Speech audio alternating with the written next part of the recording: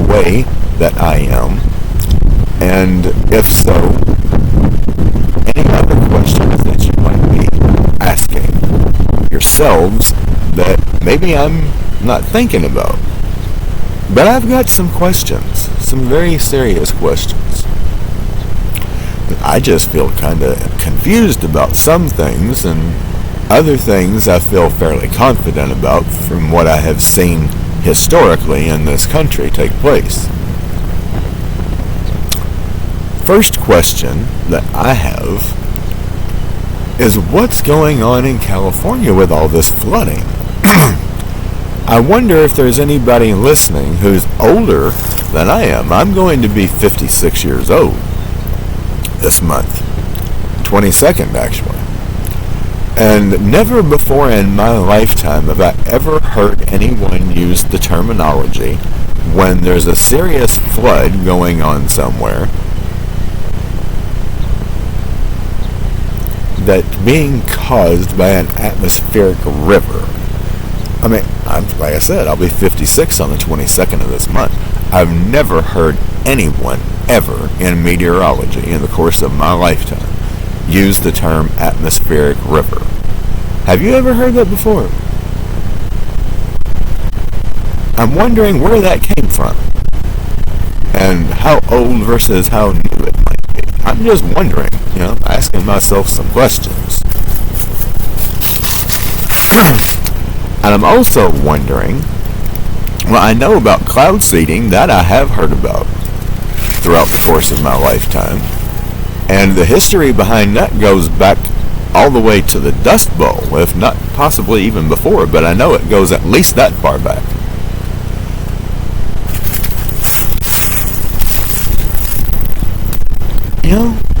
It just makes me wonder if something like that were to be done, even if the intentions were good, what kind of effects could it possibly have? Especially if too much of the wrong thing is put into the clouds, then might cause some pretty serious problems. And even if it was the right thing, if it's too much of it, it could still cause some serious problems. I'm just wondering,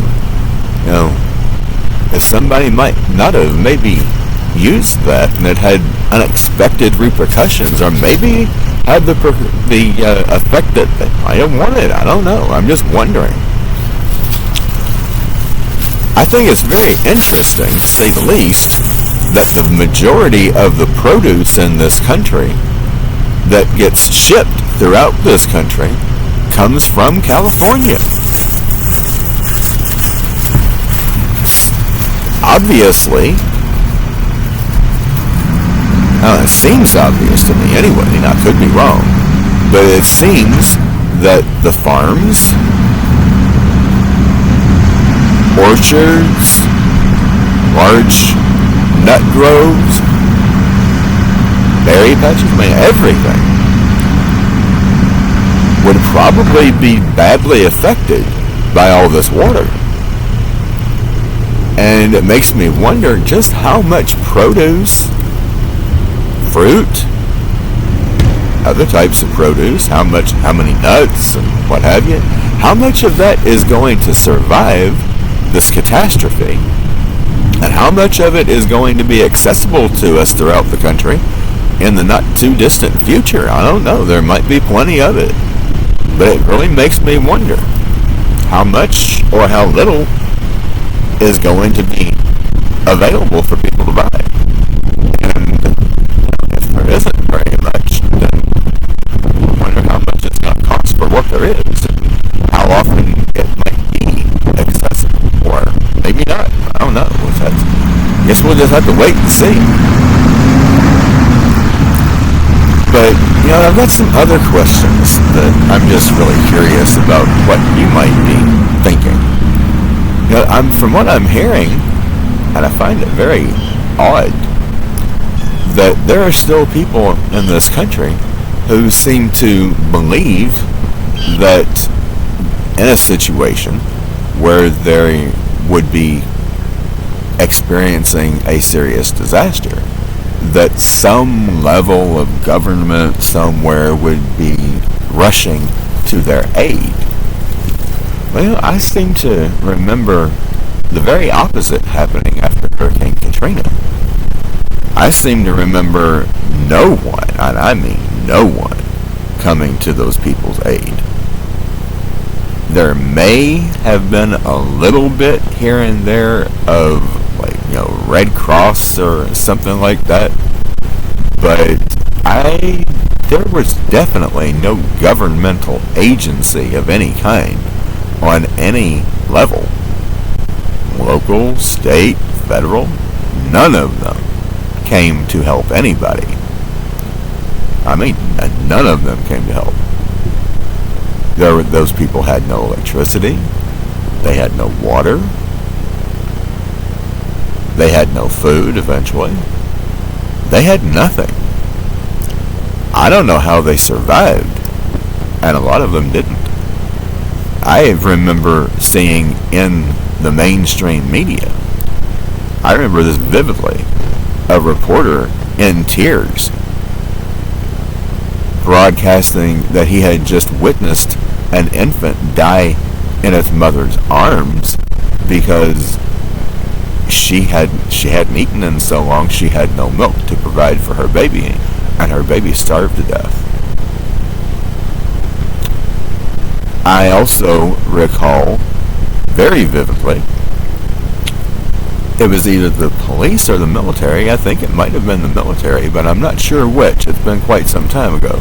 But one of them started going through the city, house to house, telling people that they were there to confiscate whatever firearms that they had in their home. And the very unwise individuals actually let them know if they had a firearm or not, and they took them.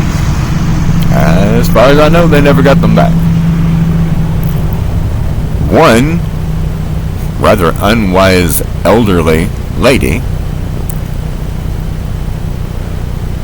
let them in her home, and she had her firearm in her hand, and she wasn't going to give it up. So what'd they do? They tackled her down on her kitchen floor and they took it. Elderly, a little bitty, skinny, scrawny little old woman. That's what they did. I remember seeing it.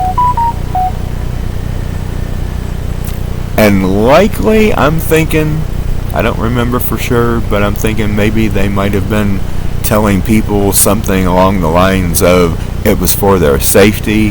If nobody in the city had a gun, then nobody could do anybody any harm or steal from them or what have you, which is a bald-faced lie, because especially someone as old, skinny, and frail and weak as that little old woman was, there were plenty of people, whether they had a firearm or not, would be able to overpower her, just like the cops did, or the military, whichever it was, and would just take from her whatever she wanted, whatever they wanted, if she didn't have some very good means of defending her home, her food, and herself.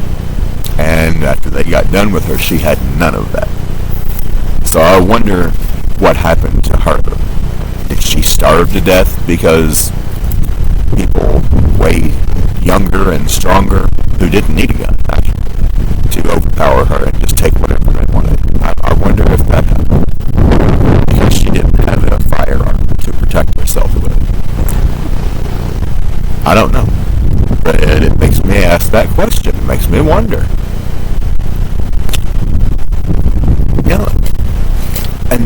There are still people, it seems, in this country who are under what I feel anyway, is a very misguided impression that if there was any sort of disaster in their community, which can happen anywhere, and it happens everywhere, people think that kind of thing wouldn't happen to them in their community, in their city.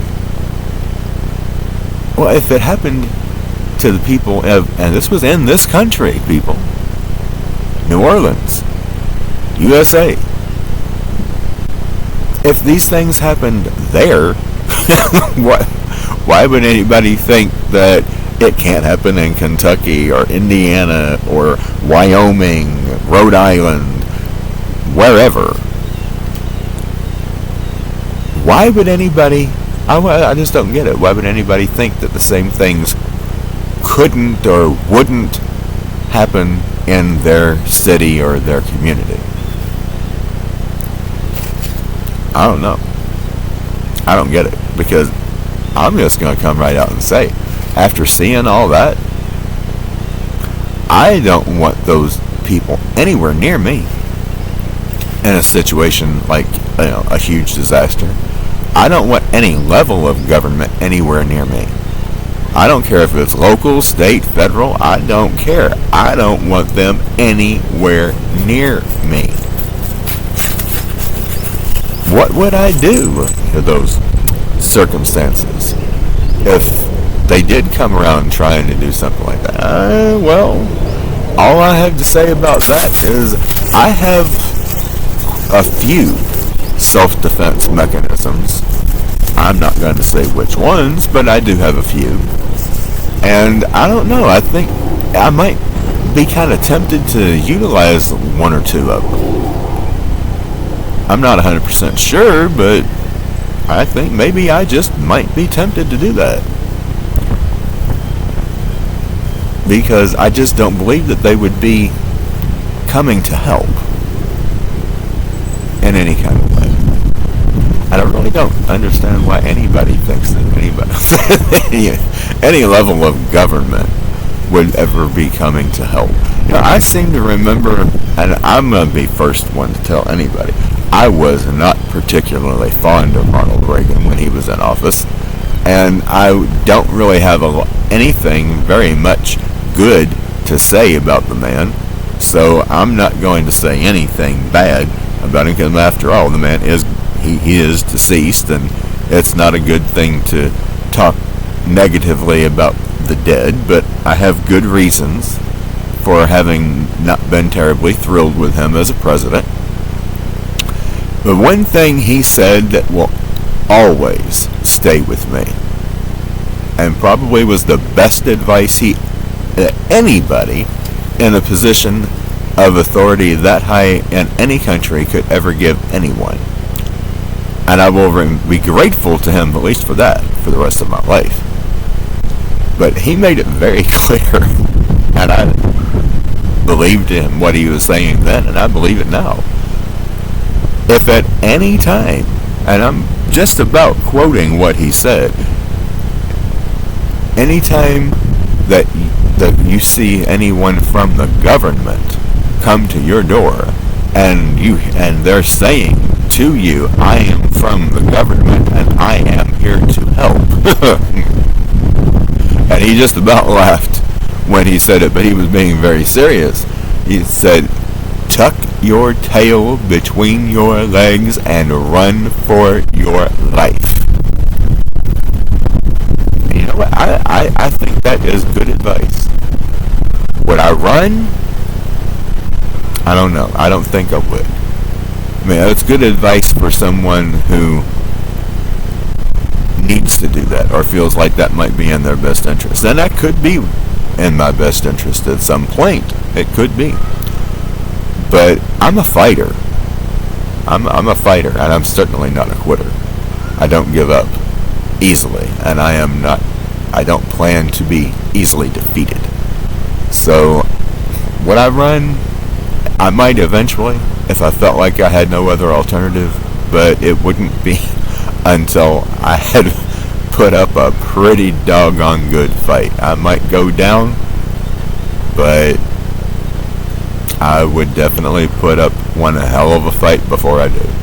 I might not get the chance to run anywhere, because I would put up one hell of a fight. Because that's just me. That's just who I am. I don't believe in surrender. I don't believe in giving up. I wonder what you would do. It just makes me wonder. Some questions I'm throwing out there. That's all I've got. Wonder what questions you might have. Till next time, Mr. Sick Shit, signing out.